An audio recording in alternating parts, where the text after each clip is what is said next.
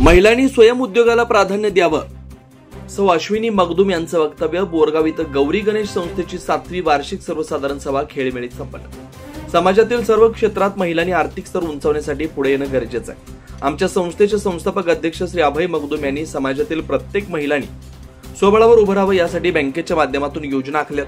त्या अनुषंगाने आपण सर्वांना आर्थिक मदत करतोय। संस्थेची आर्थिक प्रगती व्हावी यासाठी गौरी गणेश महिला कोऑपरेटिव्ह सोसायटीकडून महिलांच्या सर्वांगीण विकासासाठी प्रयत्न केले।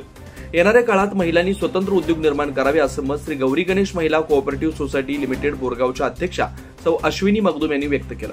त्या आयोजित संस्थेच्या 7व्या वार्षिक सर्वसाधारण सभेत बोलत होत्या। बोरगाव इथं संस्थेची 7वी वार्षिक सर्वसाधारण सभा खेळीमेळीत पार पडली। संस्थापक अध्यक्ष नगरसेवक अभयकुमार मगदुम यांच्या प्रमुख उपस्थितीत झालेल्या या सभेस महिला मोठ्या संख्येने उपस्थित होत्या। पुढे बोलताना सौ अश्विनी मगदुम म्हणाले की महिलांसाठी स्थापन केलेल्या या संस्थेत एकूण 760 सभासद असून 5,62,000 रुपयांचं शेअर भांडवल आहे। 8,71,88,000 इतकी ठेव असून संस्थेकडून 4,50,61,000 कर्ज वितरण केलंय। संस्थेचा अहवाल साला 6,49,000 रुपयांचा निव्वळ नफा झाल्याची माहिती दिली।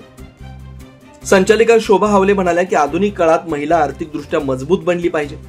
महिला सबलीकरणाच्या माध्यमातून सुसंस्कृत कुटुंब घडवत चांगले समाज घडवण्याकडे महिलांनी लक्ष दिलं पाहिजे। या हेतूनं गौरी गणेश महिला सोसायटीची स्थापना करण्यात आली असून सर्वांनी संस्था प्रगतीत सहकार्य करावं असं सांगितलं। यावेळी गौरी गणेश महिला बँकेकडून समाजातील गुणवंत विद्यार्थी, वकील, इंजिनियर व बोरगाव, अकोळ, गळतगा, शिरगाववाडी येथील उत्कृष्ट संचालक मंडळ, कर्मचारी यांचा यथोचित सन्मान व सत्कार करण्यात आला।